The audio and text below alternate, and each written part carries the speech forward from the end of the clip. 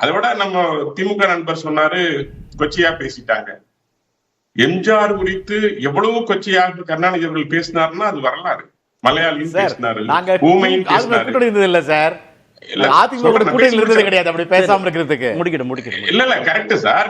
நீங்க பேசுறதுல முரண் இருக்கு.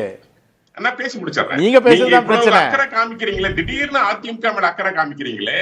ஜெயலலிதா அம்மையாரை எவ்வளவு கஷ்டப்படுத்துறீங்க சட்டசபையில. மாணவர் திமுக போன கட்சி சார் அது. சர்வதிகாரம்னு சொன்னீங்களே, திமுக போன கட்சி அது. இருக்கு சார். போன கட்சி அவ்வளவுதான், அங்கே முடிஞ்சது. கேட்டீங்களா? அதிமுகவோட கூட்டணி வச்சுக்க போறது இல்ல. எம்ஜிஆருடைய கட்சியாக தான் அழைக்கப்பட்டது. பிரசாந்த் கிஷோருடைய நேர்காணல்ல மூலமாக தான் திமுக வளர்ந்தது. ஆனா திமுக எந்த அளவு தரமுறை